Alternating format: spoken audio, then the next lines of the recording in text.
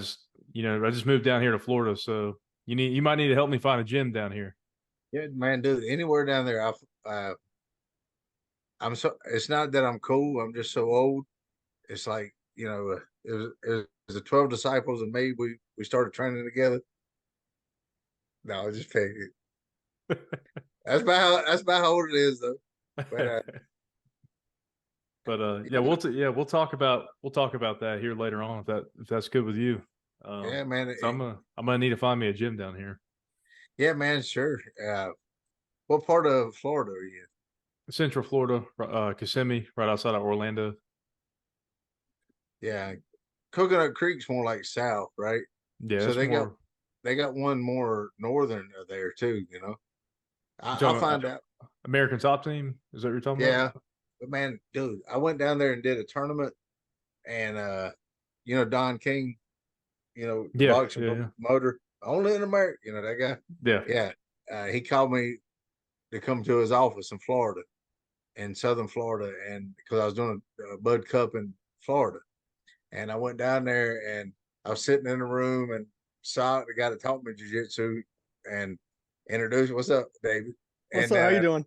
And we was all sitting at a round table, and I lost. Okay, I see you now. And Don King said, "All right, we're gonna put on a show." And we did one in Concord at the Cabarrus Arena, and I flew back down to get my money, and he's like, "Man, you was awesome, Joe. You was awesome. Only in America. Only in America." And I'm like, "What? We come to get paid?" And he's like, "Oh, we went broke. We broke. But you was good. You was good." And I was like, "Are you kidding me?" He's like, and he pulled out like $10,000 out of his pocket, gave me $100 bill, said, "Go to Denny's, have you a good meal. I'm sorry about the money. We broke. But if you don't go in there and talk to him." We opened up the door, and it was like 6 lawyers at the table. Yeah. And I looked at Stock looked at me, and we wrestled together in high school, And he was like, "Let's just walk out." And we left. I just watched it was a Matt, Sarah, and Trump. They were having like a podcast. I guess Trump's starting to do podcasts now. Yeah. And Trump was bringing up Don King, and kind of like you just said, I mean, that same personality. I guess he's always like that. You know what I mean? Because he was big with Mike Tyson as well, wasn't he? Yeah. I think he was kind of noted to be the one to kind of be the downfall of Tyson and financially. But we were sitting at the table, and that's when Punk was coming out. Remember that? And South's Korean. The guy that with me is a white dude. You know what I mean? I'm brown, whatever that is, and he's black. And he said, "Man, only in America can a black man work with a white man that stole our lands and enslaved us, with an Indian fella that took our land." And I was sitting there. I thought I was getting punked, so I was looking around for cameras, and nobody was punking me, Yeah. Didn't what was that? It was Rocky V, I think. Wasn't that supposed to be Don King with Tommy Gunn? Yeah, that was the idea. Yeah. That's how I took it. Yeah. That's what it seemed like. But what's up, David? So I'm glad you got in, man. Hey, we'll start this out. Hey, all right. So this is our boys over at Dirty Duck. You gotta try their coffee out. All right. It's Hunter owned, right? So it's good stuff, man. You gotta try that out. Portion of the Dirty proceeds, Duck coffee. Yeah. Where do I get it from? Just Google it. Yeah, I'll send you the link later on. But a portion they of have the proceeds, Instagram and stuff too. Yeah, a portion of the proceeds go to promote youth and disabled hunting. So I mean, it's a good company. That's a good cause, man. I love coffee too. So we'll send you the discount code. So all right. I'll support it, and I'll put it on Facebook. To me, it's just they're obviously not your friends, but you know them somehow. And they're 5,000 people I knew from somewhere. But that's the cool thing. That's the cool thing about you is obviously we've done some we've had some good people on like John Anik and obviously Jeff Monson and stuff. But share wise on like Facebook and stuff, you got a good community behind you when it comes to like people sharing it and saying, "Oh, Joe's the man," like more than the average guest we have on already just by you sharing that stuff. So you could tell like you've left a mark on some people. So man, my dad always said you should never leave a human being worse than you found him. And I believe that. Now I work in the jail, and I find it hard, but I'm trying. You know what I mean? What sheriff's office you work at? Caldwell County. Okay. But a lot of guys in there wasn't raised right, man. You know, I mean, it's rough. Yeah. You know, but you know, I pray for them, wish them the best. You know, and you know, do what I got to do when I have to do it. I guess. Sure. What made you get into law enforcement? I started training law enforcement. Man, it was in the '90s, and the stuff I was doing was totally outlawed, man, and not outlawed. It was just against their use of force policy, and but it didn't make any sense. The stuff I was watching, and I watched dash cam videos with David's dad and stuff, and not with him, but I'd watch him, you know, the stuff, and I'm like, man, you could do this from here, you could do that from here. I mean, in fighting, it makes no sense. So, like, if we're gonna fight, and you reach down to grab my gun, this whole side of my body is wide open. You know what I mean? It's like a gift almost to take something away. And like if you're grappling a human, a person, right? He's gonna have two arms, two legs, you know, unless he's an octopus or something, you know. But well, I could have punched your face. Well, as soon as you back up to punch the face, right? You just lost grip of something. So then that's a way out of that side of the corner of the I'm gonna go. And really you just kind of it's years and years of just training that you feel it and you know there's a gap there and I'm gone, you know. So do you teach any of the BLET or anything like that to community colleges? Any scat training or anything? Yeah, it's a little bit above BLE. Yeah, you already have to be in law enforcement, you know what I mean? But I taught full time until I went on with the sheriff's department, and so now my black belts that are SBI and different counties, 4 or 5 different counties, they still meet and train, even though I can't be there. So I'm flattered by that. There you go. I actually just got out of law enforcement a long ago, so just kind of had enough of it. Well, I'm trying to get my 10, you know, so I can get it, you know, invested for because jiu-jitsu don't leave you nothing. It's like yeah, I traveled the world and it might look kind of I think people thought I had money, but man, people like you would pay for you and David would pay for my ticket and I have me a house and I'd go to Italy and I'd go to Greece and I'd go to Rio and train. But like Jeff said, I never asked for the proper money. You know, I enjoyed the experiences and just rode the wave. You know what I mean? And but it's beautiful at the same time. You know, and got to meet a lot of people before this sport started. You know, and now it's like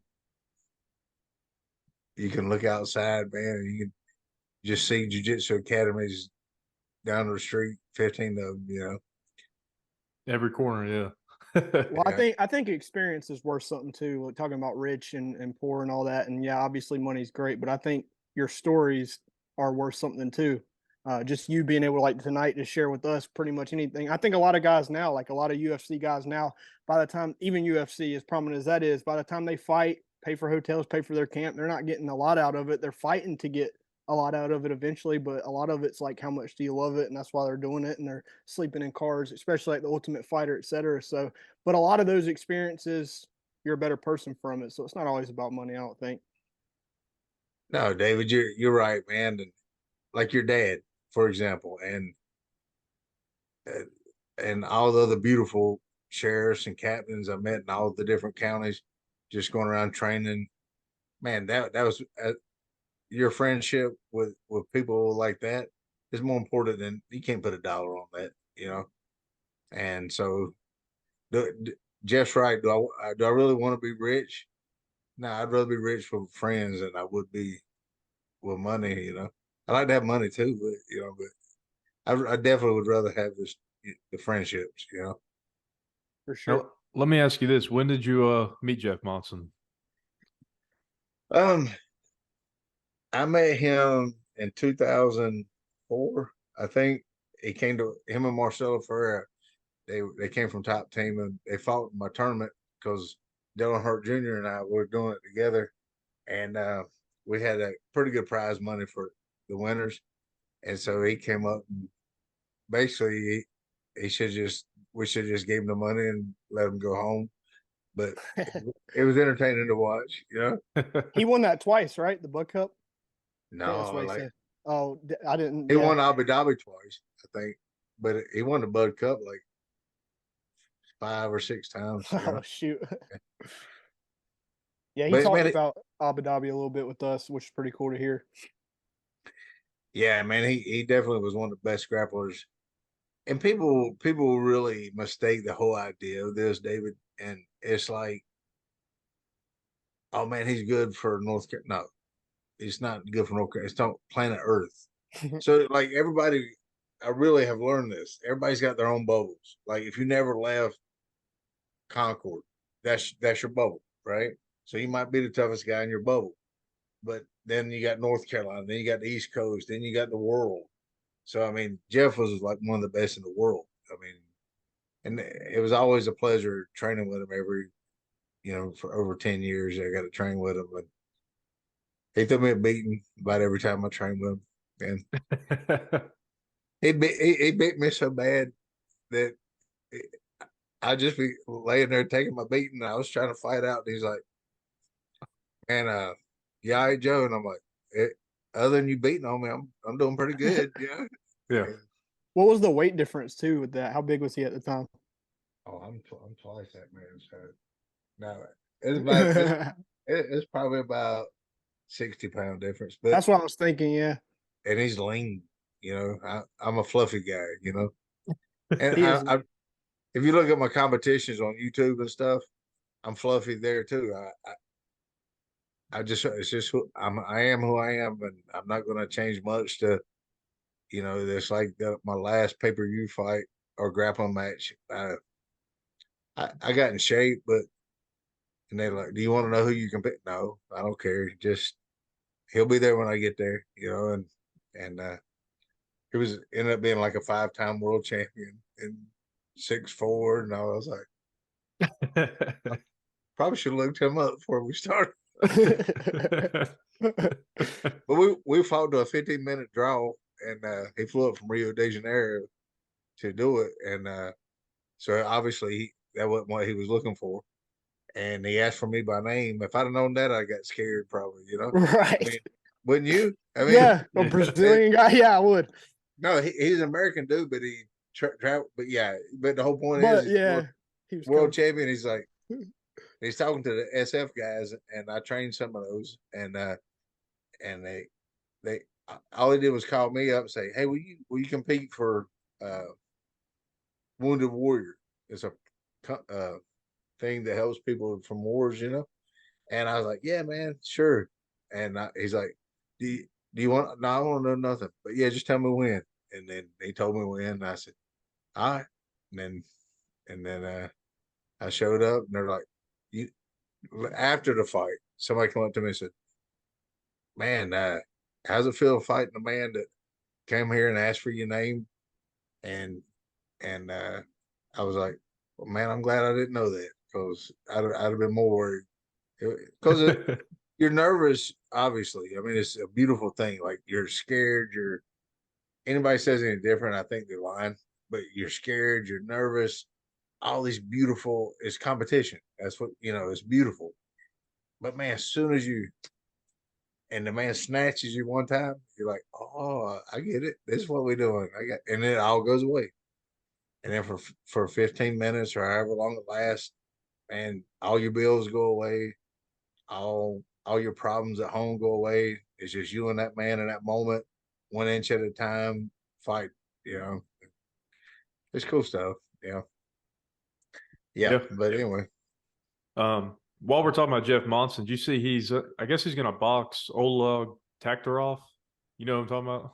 Yeah. Jeff will fight anything, man. I mean. Yeah, for real. Well, when we had him on the first time, it was like this dude was in his prime fight, and you remember that injury? He had all that lined up. He was like, I'm going to do the phone booth fighting, which you need to Google that if you've never seen the phone booth fighting. It's literally they're in a close quarter, like UK phone booth, and you're sitting in there and you're just I mean, you can grapple in there too, but it's a phone booth. You and another man, and he's like, it's honestly easier than MMA because I'm so big I can just hold on to him. He's like, I'm gonna try it. So this is what was funny about it. He goes, I'm gonna try it. So then now this interview, we asked him about it. He's like, yeah, I tried it. Fought the former champ. It was a tough fight. It was like guy goes in there and fights the best of the best in that thing in the first fight, and we were just like, man. Jeff's a tough dude, man. Yeah, man, so it started for me long before it became popular or even on TV, and then there wasn't even a half guard then. I watched it evolve to half mount is what they called it. Then a guy named Gordo in Brazil started developing a half guard stuff. So I flew down to Brazil again, like many trips, and I sought them out, and took privates with them, trying to understand this new thing called the half guard. Now everybody just accepts it for what it was. I remember when it was like totally different, But then when the American influence come on the scene, it was like these real high level wrestlers started coming in, and they were mixing it with good jiu-jitsu, you know what I mean? And Jeff really, I was 100% and still am Gracie influence. I mean, I'm 100% a Gracie black belt. That's my lineage, and still honored by a lot of those guys I know. But then when I started getting with Jeff Monson and people like that, it started really influencing me in a whole nother way of grappling. Like, instead of just pulling guard, fight for every position you got. Don't just pull guard, fight for top, and fight for dominance, and there's an addition to grappling, I mean, it's like another whole way to go, Yeah. Did you do the like the strongman competitions, I guess, back in the day, the kind of tournament stuff? I think my dad was saying something, or were you around that, I guess, about the time UFC was getting started or something? He was mentioning some story to me a while back about it. Man, I've been beat up so much I can't remember what I did. He was asking me a story. I was talking to Brad, your dad, and I was like, man, I guess I did that. I don't remember, because I think I lost a couple sales in there, something.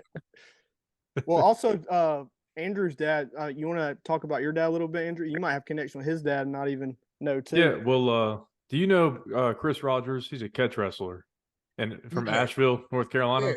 Big old Chris. Yeah, I know Chris well. You know, man. Chris? Yeah. Because I remember David, you probably remember this, prior to having Jeff on the first time, I'm like, yeah, my dad's buddy, Chris Rogers, used to grapple. He grappled Jeff Monson back in the day. And growing up, my dad used to go over to Chris Rogers' house, and he would do catch wrestling stuff in the basement. So it would be like my dad and like 4 other dudes. Like it might be like a couple cops or just some guys wanting to, see what catch wrestling's all about. But that's cool. I didn't know you knew him. That's pretty cool. No, not only did I know him, he's a friend of mine. And okay. And then Pops was his coach, the catch wrestling coach. And I got to know Pops, and he called jiu-jitsu guys lazy wrestlers, and because we'd lay on our backs. And he said, man, out of all them lazy wrestlers, you're probably the only jiu-jitsu guy I like. and so I was like, well, thank you. I just didn't want to make none of them mad. I was like, but they taught me my footlocks. So that's where my footlocks come from, was, from catch wrestling, Do you remember what Chris used to say about the guard? He used to wear a T-shirt that said "the guard's for girls." Do you ever remember? Yeah. Man, I know Chris really well. He's just a man. He's scary to me, And he was fighting Salo Riviero, I think, and Salo was the best jiu-jitsu fighter on the planet back then, And I was the referee, and I was just watching him. It was a good fight, and I was just watching him and refereeing, thinking, man, I hope I don't make a bad call, But it worked out, Yeah, if you talk to him soon, ask him, tell him Andrew Gillen's son, I'm Andrew Jr., tell him you were on their podcast. So he'll think that's pretty cool. Okay. Yeah. Dave, you got anything to add on that? No, I guess because I was so little. I know my dad and you talked about a little bit with like the Bud Cup, but I guess Jeff even mentioned that. And that's what's crazy is I kind of forgot I was even there at one of those events because I was like 6 or 8. I just remember like meeting Dale Hurt Jr., but I guess that would have been like, was that 07 or something when y'all would have came, I guess? Or did you, I don't know. I was young. It was a long, it was a long time ago. That's Yeah, when we started. That's when Jeff came. I think my dad had that picture for a while, and obviously we moved now, and like he tried to find it and couldn't. But I guess I was there, but I didn't really know about events. But I guess if you want to kind of get into how you started and the idea of linking up with Dale Jr. and all that. Man, I started with karate and wrestling in high school, and then I went to kickboxing with Brian Hefner in their gym, and then a guy named Sok Song. He's from Korea, actually, and he did Hakaru Jiu-Jitsu, and but it wasn't Brazilian. It's two different worlds, you know. But he picked up Brazilian Jiu-Jitsu moves, and I had like 5 moves. I think it was a key lock, a mount escape, a Kimura from the guard, a rear naked choke. I just had 5 moves. But I believe in this saying, man. Know 5 moves, but know 5 moves well, and you'll be all right. But I trained those 5 moves for maybe a year because there was nowhere to go. We had VHS. Do you know what that is? Yeah. Oh, yeah. We didn't have DVDs or nothing like that, or YouTube. You know, it's pre YouTube, all that. You know, so there was only like one video series out there, and it didn't have a lot of detail to it. You know, and so the only way if I wanted to learn jiu-jitsu, man, I realized instead of fragments, I just had to get a plane ticket and go, and I did. And man, your dad and Kennedy, he was a sheriff at the time, and 2 more captains, Fur, Tommy, and Gad, and man, there was just a bunch of great guys, and sellers, and we were sitting there, and they got me a plaque. They bought a plaque for Elio Gracie, and he's the father of Hoy's that started all. And no American's ever been there. I mean, so to go was like, it's like going to China and meeting Bruce Lee. You know what I mean? So it was like, I kind of thought I'd go, but to me, I wasn't going to go to Brazil and not meet the man that everybody talked about starting it. You know, I'm stubborn like that. You know, and so I taught and worked, and then it happened. And Kennedy and all those guys, Brad, they already made a plaque for that. And Brad was your dad was really instrumental a lot in my first law enforcement training ever. And I quit my job to do that, and I haven't stopped since, and been training law enforcement the past 30 years, you know. But so then I was just traveling to Brazil to learn, and then I noticed every time I'd bring in a big name, it was thousands of dollars, you know. And then I started meeting the kids, like, you know, 19 and 20, that were really bad dudes. It was going to be the next generation, like Daniel Moraes and Escohaga, stuff like that. And they were like, I was like, man, you want to come to America? And they were like, yeah, I've never been. You know, I'm like, man. So they come stay with me, and Brad can tell you, because they give me the codes of the sheriff's department, and we go in there and take showers and stuff. And I'd actually live in my academy, and we had a big old TV that used to have big wide backs. Now they got these little skinny TVs, you know, flat screen. And we would just stay over and train all the time, and we'd get up in the morning, do a private with the Cacavitas family, and then we'd go take that cash and go to the Red Pig, and you remember that was, and we'd eat breakfast, and then I'd come back up, and then people would pay for the dues to train, and that's how I survived. And then I'd get a call, and you want to come to Brazil again? I'm like, yeah, but you know, and then Junior helped pay for one trip to go too, but it's when I competed in the Worlds down there. But yeah, the only way I could learn that I knew of was just to go to the source and try to pick it up little by little. And that was way before the wave come, where Americans started going there, and I was really blessed because I went to Elio's home where the seven brothers originally grew up, and they have a mat at the end of their house, and you can see it on YouTube if you want to. But there's only American at that time at all that's ever even been near that place, and so I had a doctor dude that was translating and telling me in Portuguese what he was saying for me to do, and it was just a big honor to be there, And the coolest thing that I remember, I was like, man, there's one jujitsu move that they can finish everybody. You're going to know what it is. So, man, I'm going to ask you, right, guys? And he's like, man, dude, if there was one move, I would just train one move. You got to learn jujitsu, And I was like, well, that sucks. I was looking for one cool move, But yeah, so it was a big honor to train there. It was almost like, I don't know, it was nothing like having my sons or nothing, but it was a big honor because a guy was trying to write a book about it, Josie, and he hit me up on Facebook and said, man, you're the biggest story I know of that went and did it. And then 6 months went by and I said, how's the book going? And he said, man, I couldn't find anybody else that did. And so the book never got written. So it is what it is. So maybe you'll get something done. You never know. So what was I guess like why was Dale Earnhardt Jr. so adamant to getting involved with like the Bud Cup and stuff? Was that just more of like he believed in you, or is he like a big advocate of like jiu-jitsu being this new thing coming to like North Carolina or whatever? Nah, we were buddies, man. We was introduced by a neutral friend, Garrett, and I didn't know he raced cars because I didn't watch it. I mean, do you watch? Like, I don't watch it. No. You watch rodeo? I don't watch rodeo. No. So you made a big rodeo star. Right. I don't know nothing about it, and I'm like, and I was really sorry to hear about your dad.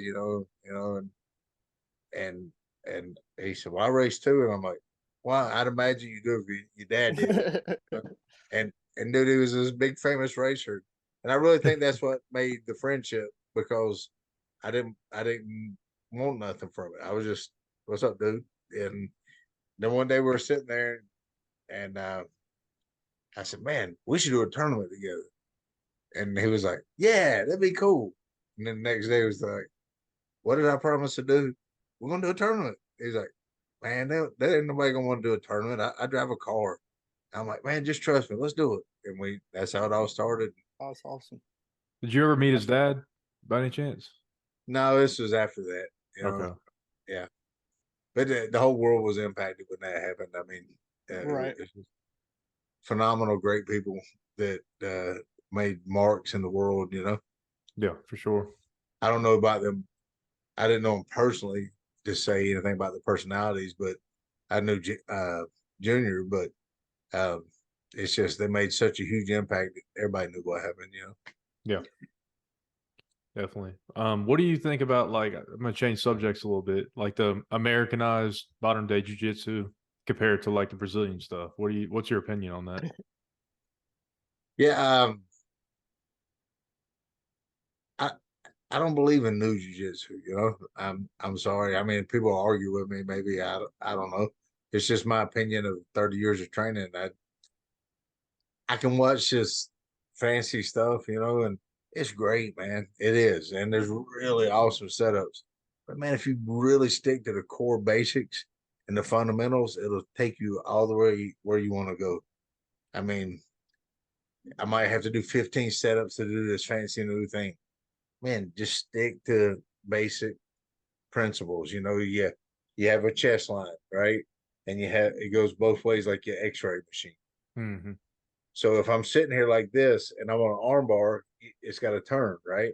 Yeah. So when anything gets out of line, something's wrong. And you keep it that simple. And that's how I try to tell my guys, as soon as the x-ray gets out of line, something's wrong. Somebody's going for something, you got to square it back up and center. And then you can't, but do I think I applaud the newer stuff. I think it's awesome. But if you really watch it, the finalization of it goes back to a basic move. It's just advanced setups. So I mean, jiu-jitsu is the same. It's just the setups changed. You know, I mean. So you don't think it's not that much different, though, in your opinion? I think the setups are tremendously different, but the finishes are the same.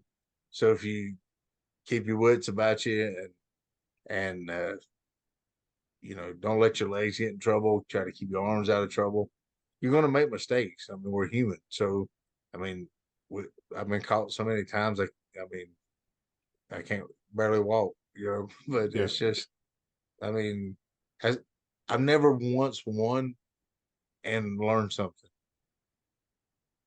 Every time I lost, that I thought about for 6 years, I still think about it today. That's what you learn from, is the mistakes you made, you know. And I think it's with everything in life too. You know, it's like that's how I apply jiu-jitsu to everyday life. It's like I made so many mistakes in my life.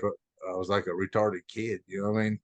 And bad pronoun, but it's just I was stupid. And if it wasn't for jiu-jitsu, I wouldn't have, you know, got halfway straight till I put Christ in my life, and it took I you know, that too. I just don't believe in overnight success.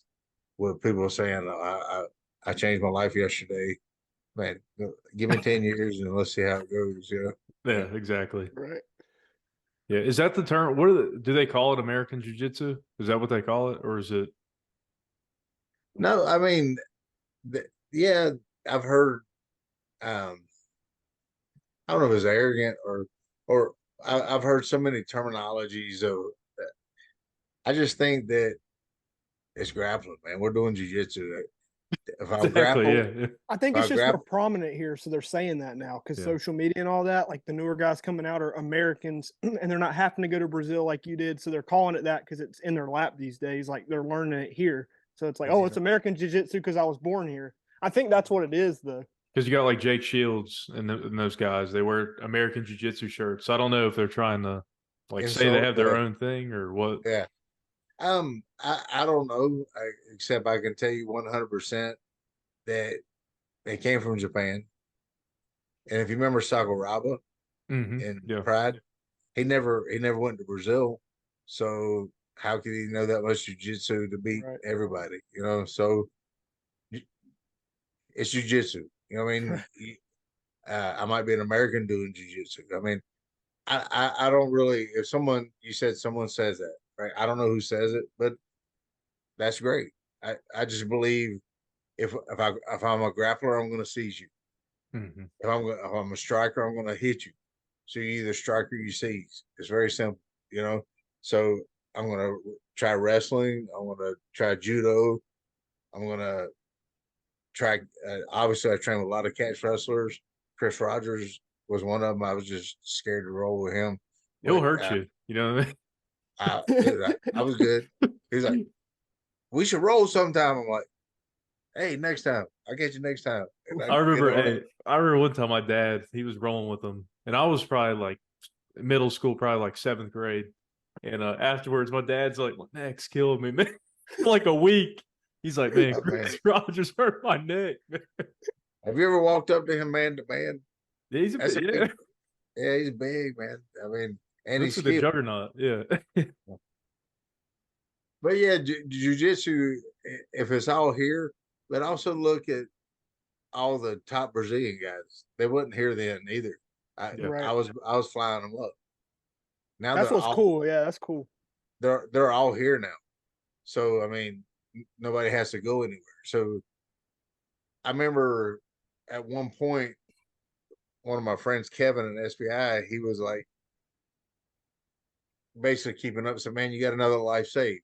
And I got up to like, I guess we counted like 9, where I would train an officer and something. And then a couple of months later, a week later, or one of them was the next night that he was taken down and he used that exact move I showed him and it got him out of the situation. And so it was called a life save. You know what I mean? And, that's something money can't give you either, you know. So yeah, I wasn't making much money teaching law enforcement stuff, but it was just an honor to help people and see that it made an impact on them, you know. And, For sure. Yeah. David, you got anything? Did you ever with like sambo wrestling, like obviously it has a big success with the Russians in MMA today. Did you ever know anybody or have connections with anybody that was into like sambo wrestling, or did you ever like roll with anybody? You know, I've rolled with everything but an elephant, you know. But I believe if you put a foot on an elephant, I'd roll with it too. You know, but I don't mean I win. You know, it's just I think you just love grappling so much. You just like tonight. I just did a seminar on Wilkes at Brandon Robinson's, and it was a lot of tough guys, state troopers and different. You know, they're all law enforcement detective guys, and there were like 20 people back to back. I don't even look at their size. I don't look at their belts. I don't care nothing. There's another human in front of me. Let's get it on, and we start rolling. You know, and because in the end, out when you're out there, you ain't got time to say, "Hey man, hey stop before we fight. Have you ever trained Muay Thai? Right. Have you ever boxed?" No, yeah, it's not going to happen, right? Right. So, man, just get them in front of you, and you'll figure it out in about 5 seconds what's going to happen. You know? Yeah, I just didn't know if you ever like grapple with somebody that was from Russia or something like that, because some of those dudes are scary to watch. Like you were talking about earlier, I was just like, some of those dudes will say you want to fight. I'm probably like, nah, I'm good. Yeah. I don't remember nobody specifically. I just the toughest guys that I remember rolling with were obviously the Gracie and Brazil, the next generation, you know, and then Monson, Kelly and Anderson. These guys, I mean, they got hurt. And Jeff was always nice to me. He just beat me up pretty bad and be nice enough to quit, you know. And but yeah, it's just jiu-jitsu is what you make out of it, and you can call it. I mean, truthfully, you can rightfully call it whatever you want to. They call it Joe Hurst Jiu-Jitsu, but I did that just to be aggravating, you know, because you know I didn't like something that happened and I had a big falling out. So and I just took the name off of it and just had jiu-jitsu on my door and put Joe Hurst. So people, and I was right beside the sheriff's department, you know, the sheriff's office, excuse me. And so I just did jiu-jitsu, just kept it simple, you know, and all kinds of people walked in there. I mean, because people would come from Ohio. I mean, because there wasn't a lot of places to train, you know, and I was flying back and forth to Brazil trying to pick up stuff. And I remember, I'll tell you this story. It's a crazy story, man. We just got through training, you know, and we were sitting there, and Felipe Videla was there. He's a black belt under Horler, and he was a purple belt world champion then from Niterói. He won the state championships in Niterói. And we were sitting there training, and he just arrived. He's like one of them fresh kids. He's tough. He's big, and he kicked the living snot out of me, you know. And we were laying there just sweating, and some guys walked in, and we were just like, "What's up?" And then Philippe can't speak English, you know, and he's like, Joey, what, you know? And I'm like, I knew I got Luthor Pelafamilia on my arm when my son was born. Fight for your family. And I just looked at him. I said, Luthor, man. And he's like, I'm here for everything. And I'm just like, I'm glad. It wasn't a fight. They all wanted to roll, but it was right after we already rolled for 2 hours. Yeah. And so, but they didn't know who was in the gym with me, you know, so it didn't work out too good, I don't reckon. Yeah. So those are good stories, man, that you'll never forget. But the moment of going down there, it really took a lot of nervous, beautiful anxiety to go, and then just not stop going, and to have a non-ending, relentless pursuit to want to go after something. My dad was a lawyer, and my sister and my brother, they all went to Chapel Hill for these, big degrees and smart people and stuff. I'm now finally going to Appalachian like your dad did, Dave. And I did too. I got it you right did? here. Yep. Yeah. I'm in my junior. Well, I got one more credit, and then I go into my junior year. That's awesome. And at 52, but man, I had such an exception. I didn't want to do it. My dad thought I was crazy. He pulled me to the side, and I had one of the Gracie brothers in Salisbury, North Carolina, in my home. That's crazy. Yeah, in the 90s, and my dad was just like, and so I put some mats on my living room floor, and he said, "Man, you want to do the private here?" And I'm like, "Yeah, man, if you don't mind." It was sentimental to me because all my training was in that living room, just wrestling on like some little tiny mats, hitting. Whoa! I'm hitting the fireplace, and then the guy would throw me the other way, and we didn't know what we was doing. We was hurting each other, and we finally figured out the armbar from the guard before the videos came out, and the arm broke, and that's how we was like, "Yes, his arm broke," and we were so excited, and he was going, "Oh, it worked, good, we got our foot now," and then he's off to the hospital. So then we was both really glad when I started getting better instructions. So I'm sure the doctors had no clue either back in the day. Like, y'all are coming up with broken bones. They're like, "What is this, man?" David, you're so right. I went to Miller Orthopedic, right? And Dr. Miller come in there, and he was like, "So let me get this right. So you're wrestling the guys, and you want to strangle their neck or choke them till they're unconscious, or you try to break their arm or their leg or their foot." Yes, yeah, that's it. And he's like, "Hold on." He went and got me a rash guard. He sponsored me, and he said, "Man, don't quit. You'll keep me in business if you keep this up." And and then I went back again to get another cortisone shot. And he's like, "Well, you already sent me a guy." And I was like, "Really?" He said, "Yeah." He said, he said he went to your school, he was training with you, and you did something to him, and it popped his shoulder out of place, and I had to. He said, "Do you know Joe Hurst?" He said, "I guess they can't admit it. I guess." And he said, "I can't say if I do or don't, but if I did know him, you tell him I said hey." And he's like, "We'll do." So I can't even fit in that shirt anymore, but it was cool. Yeah. Cool, man. Cool. Hey, did you I know you knew Chris Rogers. Did you know Butch Marks by any chance? Yeah, he was actually, I knew him since he was 14. He was my black belt.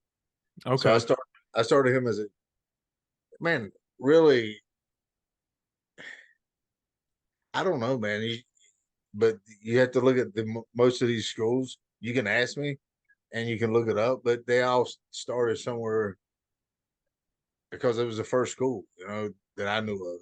Greg Thompson had a school, it was 4 hours away, but we didn't have social media then, so no, it might as well be in Egypt, and he's a phenomenal guy, man. And but I have, like I said, guys from Ohio and everywhere, but like Butch Marks was one of the expert, they call him, and Jimmy Fowler, he fought in the UFC. Sarah McMahon, remember her, fought Ronda Rousey. Yeah. Yep. All these are from Jimmy Fowler. We have James Wright up in Fort Camp. If I say that wrong, get in trouble. The Marines. Camp Lejeune. Yep. Yeah. I was about to say Fort Bragg. I get in trouble. And I was trying to hoorah, hoo-yah stuff, and I kept getting it wrong. And they finally just said, "Joe, stop. Don't do that anymore." And I'm like, I kind of kept saying the wrong thing. I'm like, "Good move, hoorah!" And they were like, I was like, "Dang, I did it wrong again," And your dad was telling me one time. I said, "Man, Brad, I want a job as a cop," and he's like, "Joe, I'd give you a job, but you'd be the first guy to come up to me somewhere down the road and go, 'Man, when I started here, y'all gave me one of them gun things. I can't find it.' do you know? Can I get another? And he said, "Ain't no way in the world." Then I finally grew up.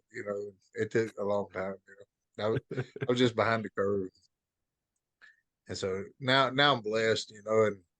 And I met a good woman, and my life's been straightened out for 15 years, 20. And I don't know. I lived in Greece for a long time. For 6 months and 3 trips, and Iceland and Greece and Italy and all over the United States, and Haiti to Honduras to Jamaica I was just blessed to go around. And there's 2 schools in Greece I'd go to, and they would pay for my ticket, and I'd have housing, free food. It looked like I was a Lifestyles of Rich and Famous, if y'all remember that show.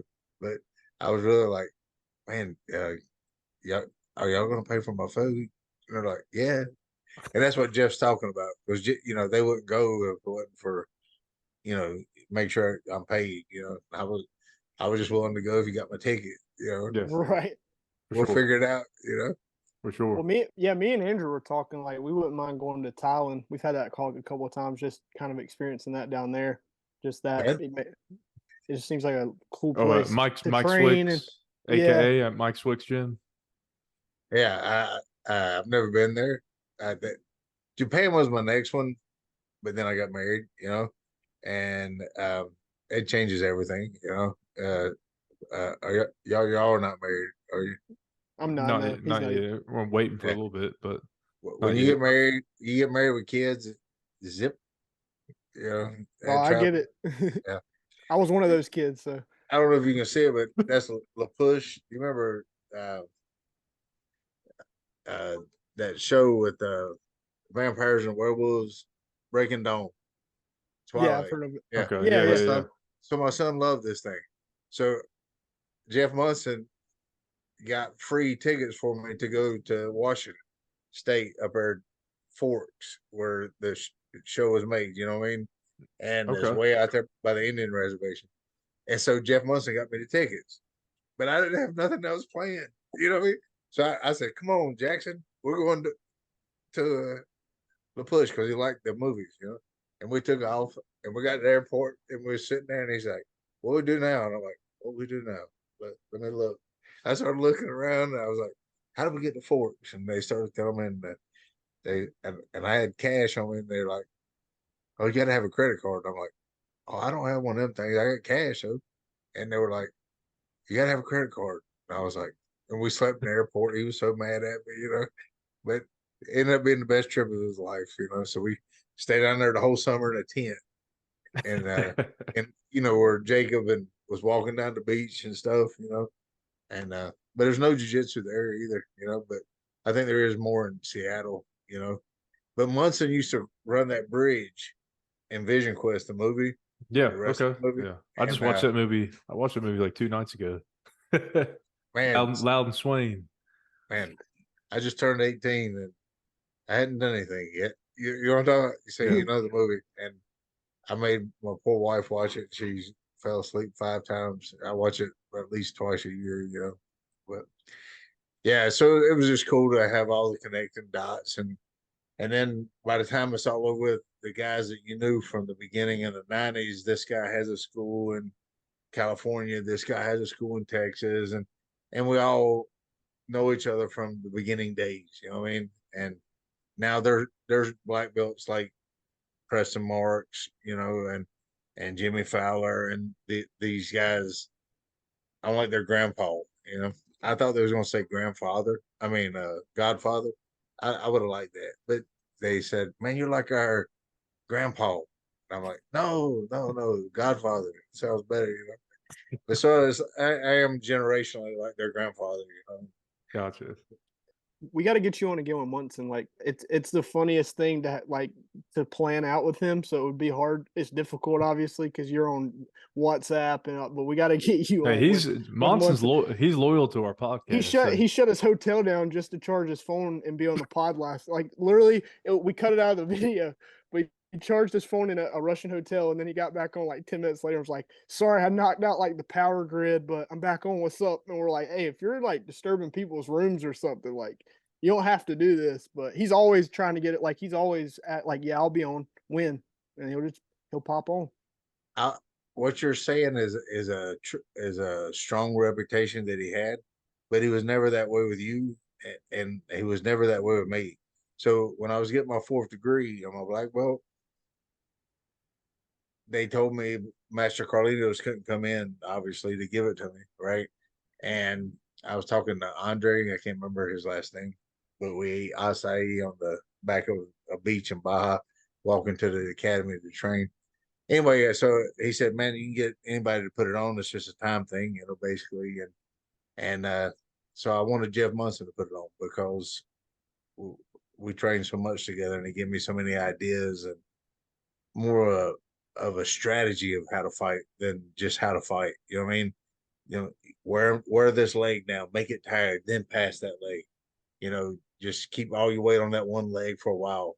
I mean, it was just like cool stuff that I never thought about.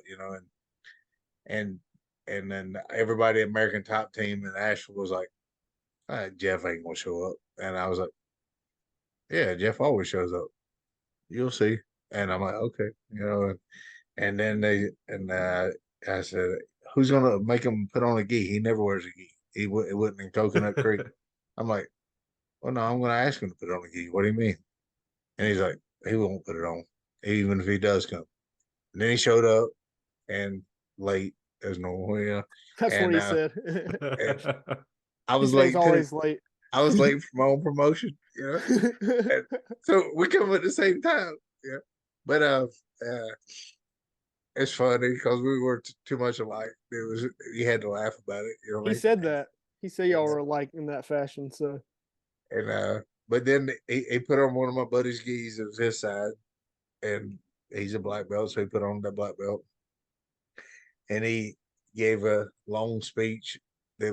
He's so smart, man. People don't get it. He's a doctor, mm-hmm. And he was giving speeches above people's heads, and he thought it was funny. He was talking about Picasso's, but Joe's got more stories than Picasso has paint, and everybody was just, they didn't get it. It was Picasso, must paint, yeah. And Jeff's like, whatever, man, forget it. It just. I think it is cool that he's that smart because he's so big. Like that's what's so cool about the whole thing is like talking to Monson. You're like, he's a very intelligent dude, but he's just so big, and he's sitting there just spitting knowledge. Like it just cracks me up. Like I love it. Man, if we all get on there together. One time we was in Concord out of the dozens of times he came, and we were at a place in Concord, and your dad was a sheriff there, and we were sitting there, and Tank, my best friend, Tony Atwell, he was an officer on duty at that bar. And I saw a guy beelining towards us, and he always started trouble like he was going to try to make a name or swing or something stupid, And I was sitting there, and Jeff was, the whole time was UFC was on. He was like, see, man, I fought this dude, and this guy, watch him. See, he always shoots with see how his left leg, he tells you it's coming. I'm like, Jeff, there's a dude coming right now. I think he's going to start some trouble. And Jeff's like, oh yeah, I saw him. But see how his leg and he didn't care. And I was just like, and then it didn't work out. But anyway, so but nobody got in trouble, so it was good. And but that's Jeff, man. He's just man. Yeah, him coming. But he's a cool dude, man. Joe, let me tell you. Or were you saying something? You can say it. I didn't mean to interrupt you. I'm sorry. No, you're good. I was going to bring this up to you. You might like this. So this was back when I was in BLET. This was a while ago, probably like 6 years ago. There was a North Carolina trooper. Do you remember the class? First 3 seconds, you might have took it. I no, I don't know. It's a like kind of like signs and stuff, pre reactions that you can kind of catch on. Like if you're on the side of the road dealing with somebody, you can kind of see somebody. Like pre-fighting cues. Yeah. Okay. Yeah. So they were it was a North Carolina trooper. I'm not going to say his name or anything like that, but I knew who Jeff Monson was, but he posted a picture for the whole class to see, and he's like, if you ever see this guy's trouble, blah blah blah, kind of talking about it. And this is obvious. I didn't know who Jeff Monson was at the time, but now that me and David have interviewed him a few times, you know what I mean? He's nothing like these guys kind of portray him as at all. You know what I mean? But I just thought that was funny how these people in law enforcement kind of fear this dude like he's like some scary guy, but you know what I mean? Man, he's scary to look at. I mean, and if you want to roll with him on the mats or fight him, he's scary to do that with. But man, as far as a human being, I call him he's a child psychologist, and I'll call him for help, and he'll give me deep insights on everything, and never once has he ever caused a problem. And I've known him 15 years of my life. I don't know, and we train together, and but not the average dude just won't mess with Jeff. You have to be a blow off in the head, to. Yeah, for sure, man. I can see it with me. I'm a little short, fat, brown dude. I can see anybody doing that, but Jeff's just he looks the part. Yeah, for sure. It was crazy, and you probably saw it in the interview, but like he was like talking about American Top Team. He's like, oh yeah, like we were taking showers in the back, but he's saying all monotone the whole time. He's like, we were taking showers in the back, like 20 guys, hose, like going through all this stuff. But like then he brought up, Colby, Masvidal, like all those, and he's like, yeah, like if Colby ever did something, I would just call him a redneck. We couldn't be more different politically, so I'll just tell him to shut up or I'll beat him up. And he's like, and then Dustin, he was just like, and then Dustin just clean cut, like bring home to your mom. And then I could see why Masvidal hated Colby, but when I was there, they just didn't do anything. Like just saying all monotone about this like big internet beef. It was just me and Andrew were like trying not to laugh because he's like, yeah, like I just told Colby to shut up. I liked him as a person, but he just needed to shut up. So I would just tell him he's That's a Jeff. I truly believe that how people have things in common, and it don't have to be a lot of things, but like me and your dad had something in common. Me and this captain or the different people I knew had something in common. But what me and Jeff had in common was a flat honesty, and we both just would look at each other and be like, that's pretty brutal, but okay. I'm like, Jeff, you're nice, but man, dang, man, you just hurt me, man. Well, you grappling, man. What's your excuse? I'm like, man, that's just rude, man. That ain't rude. That's grappling. I'm like, all right, man. But no matter what the situation popped up, you knew that you was going to hear something that was flat and truthful, and I don't know another way that you should be, so, and Jeff was that way. And I think that was an easy connection that made a friendship, at first it might've butted heads, but then next thing you know, it's like, he's telling the truth. And then he's telling the truth. Okay. It's just different perspectives, Well, that's probably why you were friends with like my dad and Tommy Furr and some of those guys, because they were flat honest. And my dad to this day, he's flat honest, which I like it. You grow up and you learn and to be flat honest with other people, and that's how it should be, like you said. Well, man, for anything, I wouldn't want anybody to think different than I've heard this from people, and the law enforcement community, and it's like, man, don't ask them if you don't want to hear the truth. So, and I don't want to ever lose that, because if I break my word to somebody, man, what do you have left? So, I mean, don't ask me, man. Just unless you want to hear it, it's like, so. Well, that's how my dad growing up, like he would say, just call him. Like I always get on about it, because it's like, kids, they want to text or they want to avoid it. He's like, just call him. You don't have to meet him in person. Just call him. Just and then do it straight up. Right. So he's the same way, man. Brad and your uncle both were tough, man. I played Little League baseball with them, but they didn't even remember me because I was just that little kid. Yeah, they do. Jeff talked. So I was with Jeff a few weeks ago, and you came up at the beach. We take our family beach trip, and we're doing this. So they're all pretty entertained by us, like getting these guys on. I was doing it with Andrew a couple of times, and be like, I got to go off the beach to go do this, blah blah blah. So they were all around it, and your name came up during like when we were watching UFC and stuff. But we got him. That's what's funny. If you remember Jeff or seen him in the past few years, I got him every weekend texting me about like watching fights, not even just UFC anymore, which is crazy because like he was never like that. But he's like, I want to watch this, I want to watch that. So it's cool to see him kind of. Yeah, it's cool to see him interested in it. Because I remember in baseball, he was a man, or he was like one of the best players, and the ball got hit out the left field where you put the nobodies, right? And that's me. I'm just sitting there looking, and I was like, "Oh, there's a ball in there. What am I going to do with it?" And here comes your brother. I mean, your uncle running full speed because I'm not going to do anything. I'm like, "That's a ball. There's a ball," And he went and got the ball and threw it all the way to home. I mean, he was just, both him and your dad were like, the men. It took me a while to grow up. So yeah, Jeff's a big boy too. He still is just naturally just a big athletic looking dude to this day. And somebody had to feed him, you know what I mean? His son plays baseball now at Campbell, my cousin Chandler. So he's currently playing at Campbell. Okay. Yeah, so, man. He's still keeping it alive in the family baseball. So and Tommy, and speaking about all the old friends, Tommy came up here not long ago to see me, and we had dinner and stuff. And same boy, I mean, he calls my dad from time to time. Yeah, same. I hear that voice. I already know who it is. Yes, sir. I'm like, man, I think I'm boy, and I'm like, yes, sir. I mean, I'm good, man.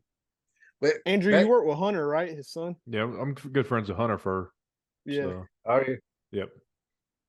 And that's how I got the contract to start with. Was I had to wrestle Tommy Furr, Nolan, and Sellers all back to back, and we all rolled that day together, and nobody even heard of jiu-jitsu, and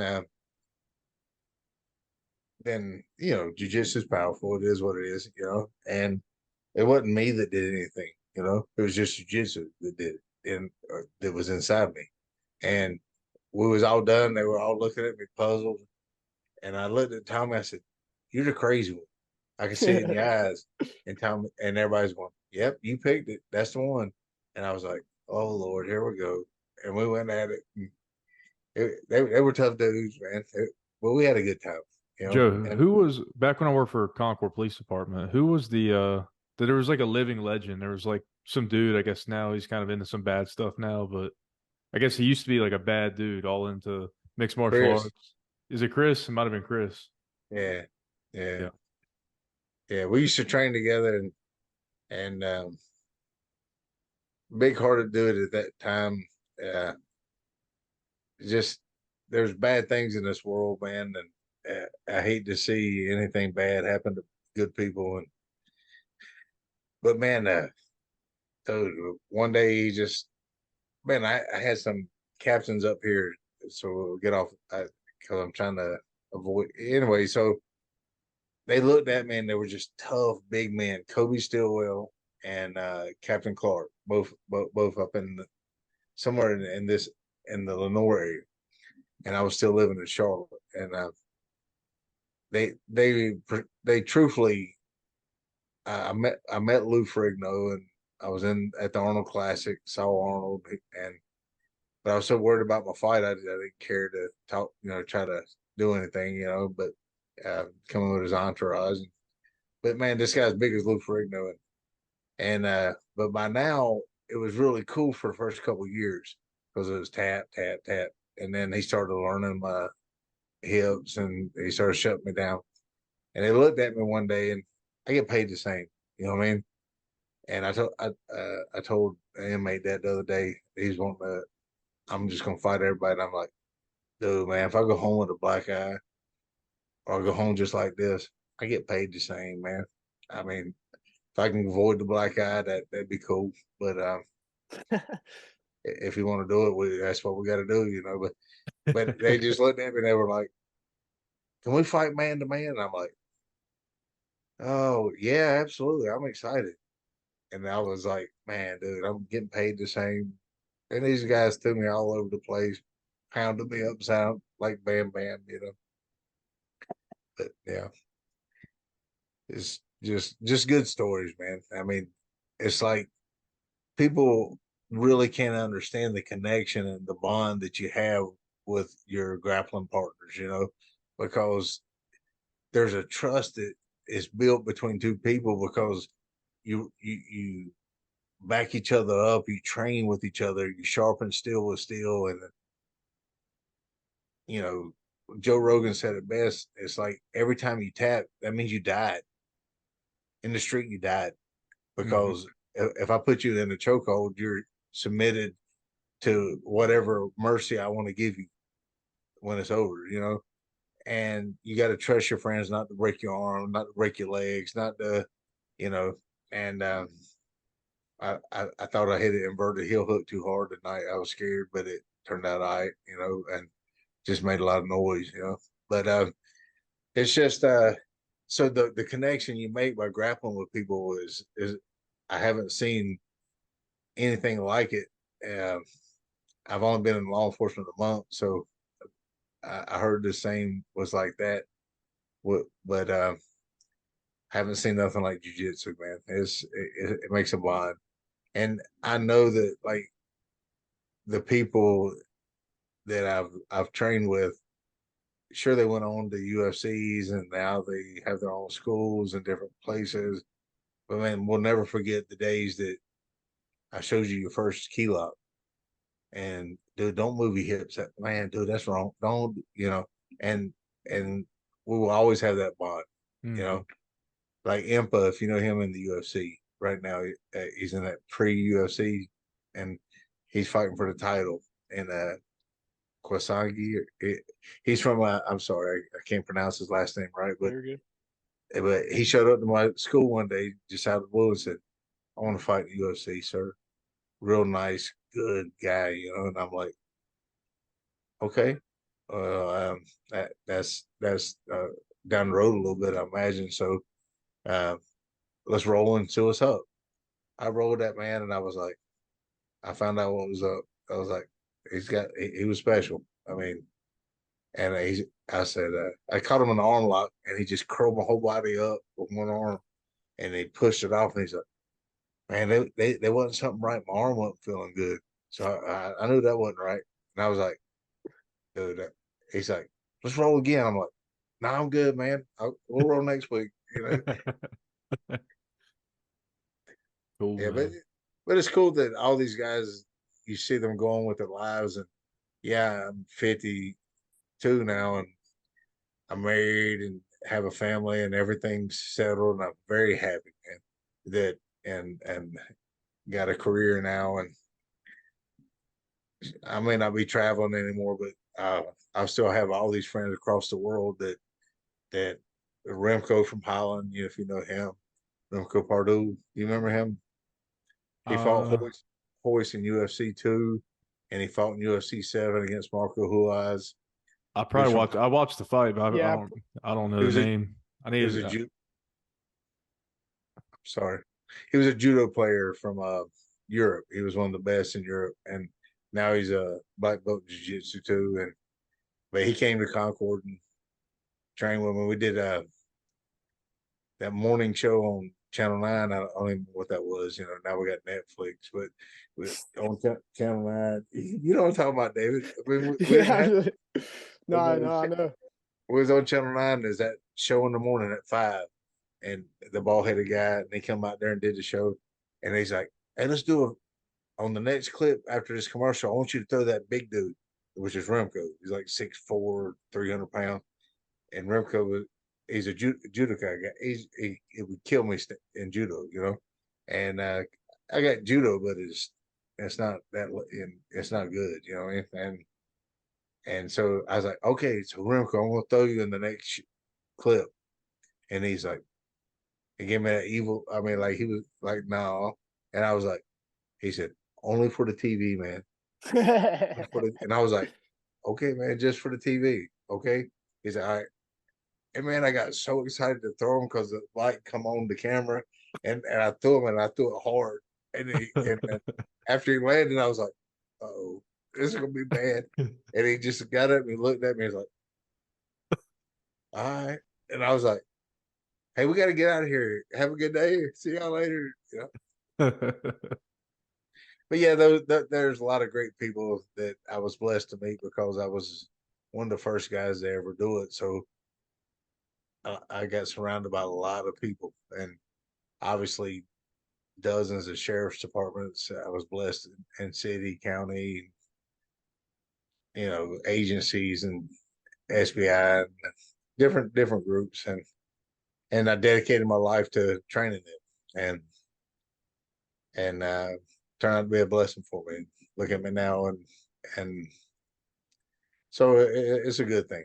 But I wouldn't take away all the people I met, all the struggles of trying to learn this stuff and go to a country where I didn't understand a word they said about me, but I'm pretty sure it's bad stuff. I later learned those were bad words.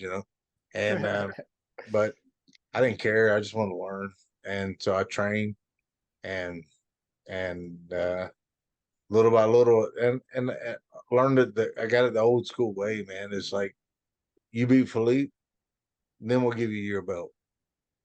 And dude, I can't beat Philippe, man. And the guy killed me, and so I stayed, and I would not leave.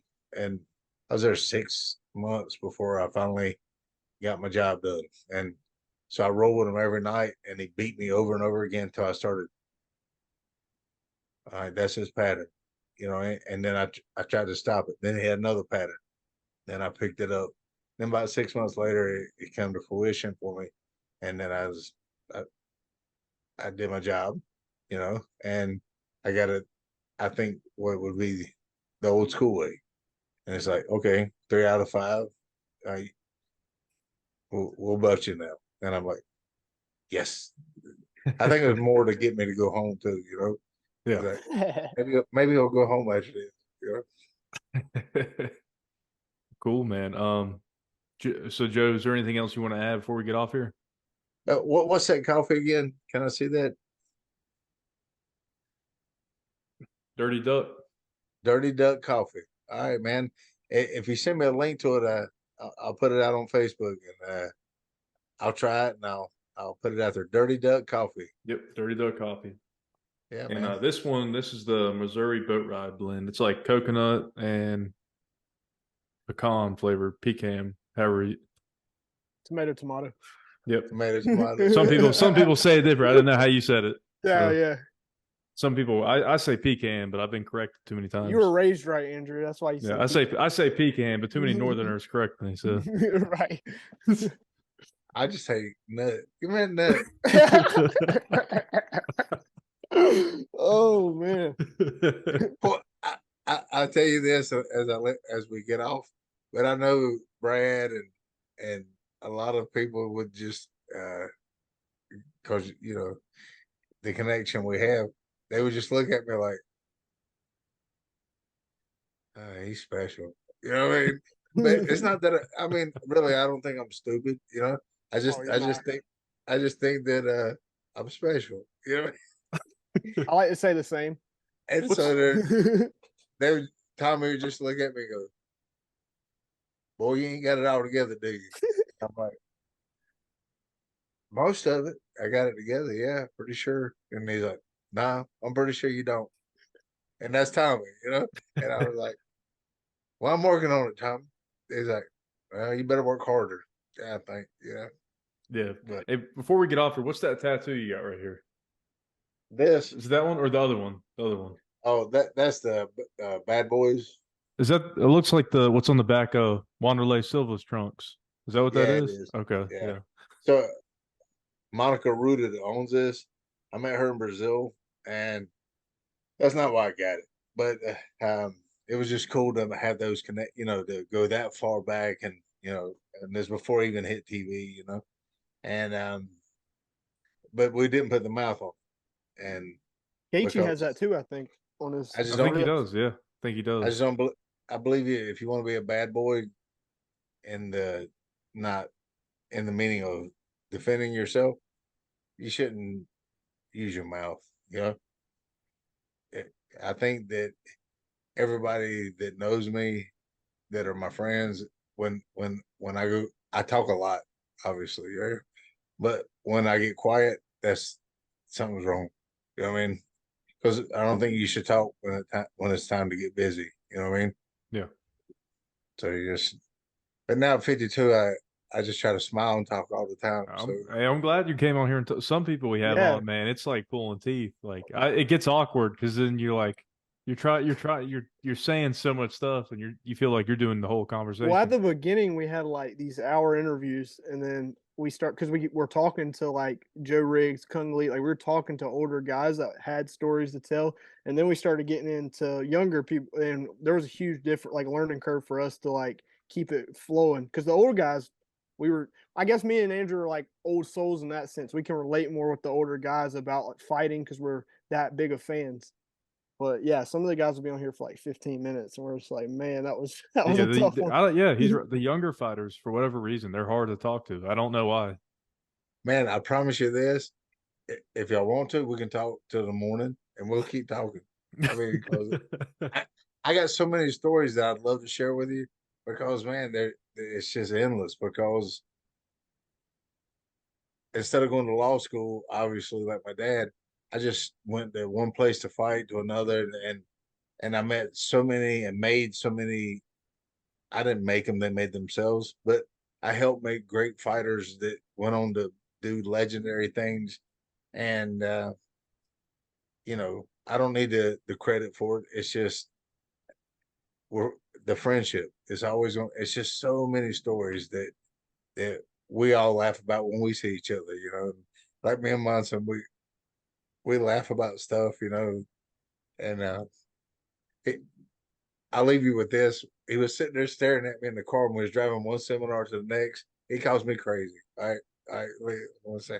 So we're driving, and he's just laying there in the car, kind of half squatted, and he's looking at me, and I could feel it. You know how you driving? And I was like, "Oh, he's just staring at me." Then we start talking, and then he goes, "Man, you're a good dude." And I'm like, "What do you mean?" He's like, "No, man, your personality, your heart, you're a good human being." And I'm like, "Okay." And he's like, "Cool." And he rolls back over and goes to sleep. And I'm just like, "Wow, okay, yeah." So Jeff's a little crazy too. So don't let him call me crazy. Were you able to get a hold of him? Did you get his number from? I haven't called him yet.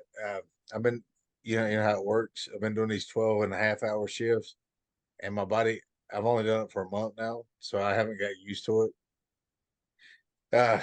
I'm definitely going to call him, and if somehow we can get together and do a joint one, let's do it. Yeah, for sure. I think that'd be amazing because he's got stories to tell. You know, I mean, that's his WhatsApp number. It's the only way you could contact him.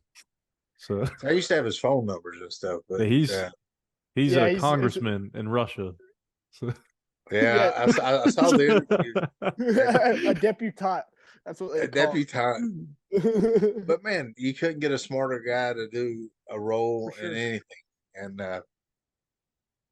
I doubt that if someone wanted to argue in politics with him, it wouldn't go good, you know, for him. You know? He you know how in law enforcement we do the patch trading and the challenge coins? Yeah, man. I was trying to I didn't know if I should ask Jeff this, but I kind of want like some of the Russian patches. It would just be different to have in the collection. I see if Jeff could send me some. I wonder if he could do that. I was gonna pull it out of the drawer, but I got the Spunk, you know, their special forces team. Okay, cool. He gave me their shirt. Yeah, you definitely should do it. Yeah, it is crazy. He said, man, if you come to Russia, don't wear it because they'll arrest you. Oh shoot! Yeah, because that's so he could probably get me one though. Yeah, he could. But I think that I don't know if it's a good idea to wear it here either. So, so I keep it at my house, you know, for the man cave. You know what I mean? It's just something cool that different than nobody else has. And it's like here. It's like what I learned to do is I keep rocks from every country I've been to, and I got a whole desk full, and I rub the rock for a little bit, and it'll take me back to that place. And I remember in Iceland, I was fighting this brown belt, and it was a great time. And I'm rubbing the black stone from Iceland. And I put it down and I forget about it. Then I go on and do what I got to do. You know. That's pretty cool. Yeah. David, you want to add anything? No, I think we're good, man. I know with you doing those 12-hour, like when we were texting, my dad telling me you're busy, so we appreciate you coming on and being part of our interviews and stuff. Man, dude, I told the seminar today. I don't know if you can believe this, but they're like, "Hey Joe, you need to quit talking. You got to go do that podcast." I'm like, "Oh yeah." And so I took off, and I took off flying. This is what Jeff's talking about, and I'm flying according to the state, by the laws of the state. I was in the right, but I flew home, and I get here, and I'm trying to figure all this out, and I got my hair fixed, and I was like, "All right, now, okay, how do I get this done?" And I'm like, "Man, I'm gonna screw this up because I will, you know." But yeah, but it's like I do the seminar, and I'm like, I was pumping you guys, all them, so they'll, get the word out. And I've been trying to share it on my Facebook and on my Instagram. And I got a different set of followers on Instagram. I think the age demographics for Instagram are between 18 and 29 or something. And then Facebook goes from in a little bit older age group than LinkedIn. I had to study this in social media marketing and stuff, but yeah, but I've been trying to push it out, and hopefully we'll get this podcast out there as much as possible where it becomes a household name, Yeah, man, we're just having fun with it, but I think we're doing something right. I mean, we usually, I mean, what do you think? Did you like how we ran things? You think we need to do anything different? No, this was, I had a good, I look forward to this. And that's what I was telling them through the whole seminar. Even while I was rolling, I was like, doing my job, and I'm the old fat guy, but experience plays a lot when, and so they try to move all this fancy and like new stuff that you talked about. And I'm just like, I lay all my old gut on them, and they try to move, they can't move. And then, and I'm like, man, so I'm going to be on this podcast, and then so Brandon starts announcing it and tell everybody about it. That's so cool, I was man. really excited. Cool. So, well, we appreciate that. We're going to clip it. I mean, you've probably seen our Instagram by now, but we'll clip it, promote you, tag you, collab with you, all that good stuff, and get it kind of out there for not only people that follow us, but for you to share too. Yeah, I'll send it out like crazy, and send me that coffee and I mean the link or the name, and I'll get it out there too. I mean, another. I'll try it first, obviously, before I do. But right. Yeah, definitely. I was about to say, another cool thing you should check out, I guess, about our pages. If you are big into, you mentioned Joe Rogan, but we did that interview with John Anik. And he kind of he talked. I mean, we talked about current UFC, obviously, but he kind of talked about some old school stuff too. So I think you would like that interview. But it was crazy for us to already have that opportunity one day, just to him to say yes. But you should check it out. Yeah, man. Somebody told me to start this conversation and about the beginning of jiu-jitsu, and they was like, "Well, I was training with the 12 disciples," and then and that's about how old I am. No, it was cool, man. I enjoyed it. And like I said, I think the biggest thing we like, I mean, we're kind of laid back with it. I mean, you don't want to be too serious. So, no, man. Nobody wants to listen to a serious conversation because me and David kind of study other podcasts, see how they do things, and we kind of pick and choose what we like. So, and a lot of things we like. Just sorry to interrupt you. Go ahead. No, please go ahead. I was just say a lot of the things we like are the laid back, like even in the jiu-jitsu podcast, like the older school guys. Like Andrew's put me on like this Jesse on Fire. And he was actually potentially going to be on here tonight with us, but like just the older guys just lay back telling stories kind of like you do. That's kind of how we wanted this, just free flowing and let you talk, you're the guest. So I appreciate it. And really it meant a lot to me to be here. It was cool. Yeah, no problem, man. We'll definitely we'll do it again. And you're definitely, next time we get Jeff Monson on, you got to come on. You're coming in, yeah. So, I tell you, I'm going to aggravate 5,000 people because I always do. I'll keep sending it over and over again. Hey, that's how you got to do it, there, right? That's how you do anything. If you want it, You take it. Maybe we'll get Hoist Gracie on here one day. You got to come on that one. Hoist is a cool dude, man. Yeah, The stigma and talk, man, it's nothing. The years that he came to my school a couple of years, I think Brad was there, you know. And, I think he mentioned that, yeah. Yeah, and he introduced him to a lot of the different people. I mean, I'll try to summarize this real quick, and I'll shut up. I promise. But you're good, man. And you're talking about Hanato Babalu, Gordo, Hoist Gracie, other Gracie family members, brothers, uncles, the next generation, Daniel Moraes, who fought Marcelo Garcia. I mean, all these guys came to right beside the sheriff's department, and they were training in Concord, and nobody had a clue who these people were. That's awesome. crazy, man. Yeah, it's pre-YouTube,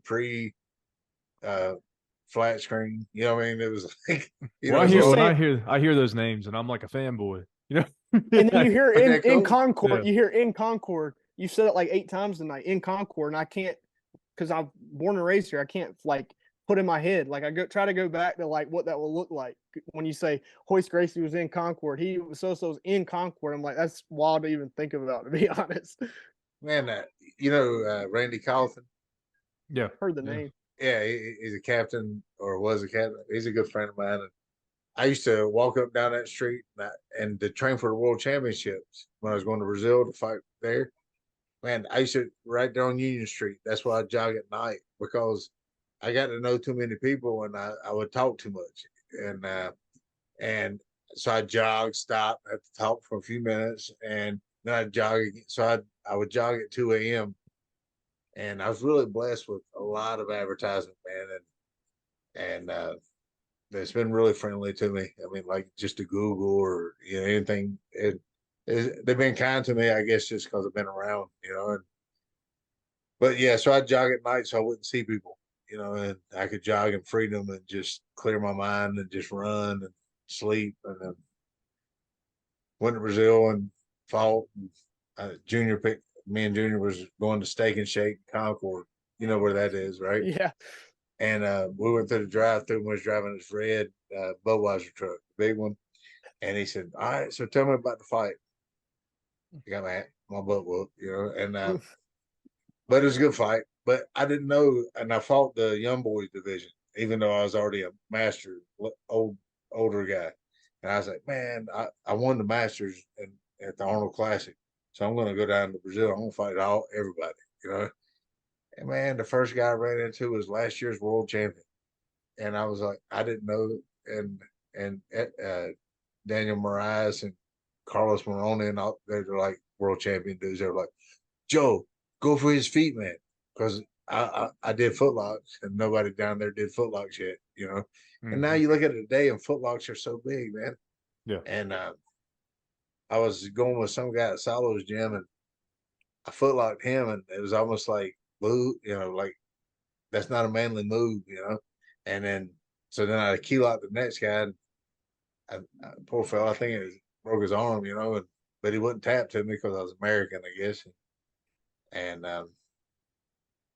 but that ended up being my referee at the Arnold Classic was Alexandra Riviera, and it was pretty cool. And Joe Schmidt was just throwing me all over the place, and I had one choice at 26 seconds left. Everybody talks bad about you, so let the bad stuff go, keep you good. And if you figure it out, call me back, let me know. All right. But it's hard to do.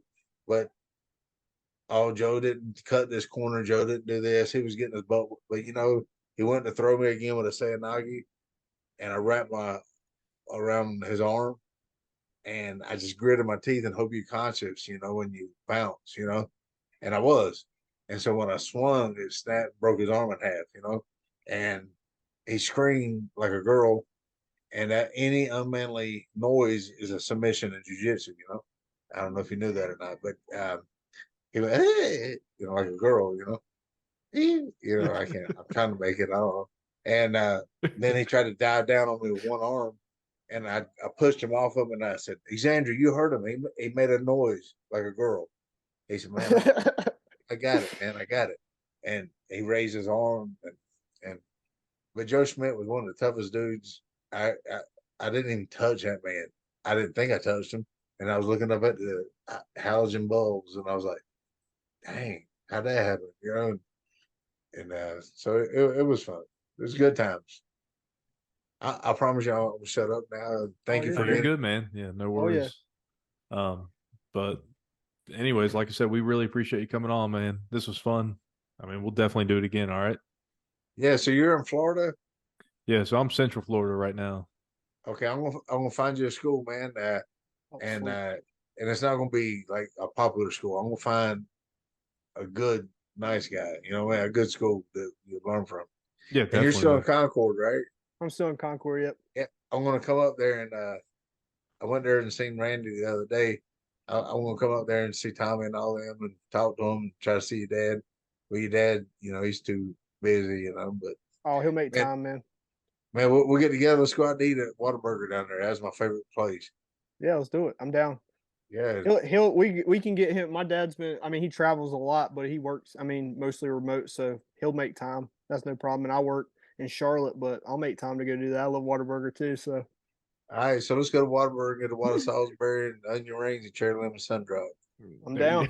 Look, you know what it is, don't you? Oh yeah. So when I met Andrew, he lived with a guy I knew from New York, and we both first time we met, we were watching. It was like one of the TJ Dillashaw fights, and we didn't know each other. He's at my house with my friend who he's rooming with, and we're the only two people watching it. Like kind of like you said with Jeff, like pointing stuff out. We're like, man, it's a war. And everybody around it, we're like, it's a war. Nobody's watching it. So me and Andrew became good friends that way for like a year, and then we started this in February, and he moved to Florida in June. But we made it work shortly after. Yeah, but it was like as soon as we started this, he moved. I was like, man, we should have been friends a long time ago. But but I'm trying to get David down here next. That'd be cool. I don't know if my dad would like that, but I mean, I've always said I'll be interested, especially if this blows up. Yeah, well, man, I wish you the best for this, and anything I can do to help, I will. All you gotta do is ask me, man. I'll do anything I can do to help you. Okay. Cool, man. Let's do it. Yeah. Well, we'll keep in touch, and I'll let my dad know about the Whataburger thing for sure. So. Yeah, we'll get together and go to Whataburger. All right. And we'll take a picture and send it to David. I mean, send it to him in Florida. Yeah. Andrew, yeah. Just keep eating that.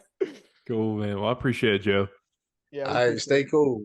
All right, you too, man. I appreciate it. Going. Thank you. All right, see you, buddy. Bye.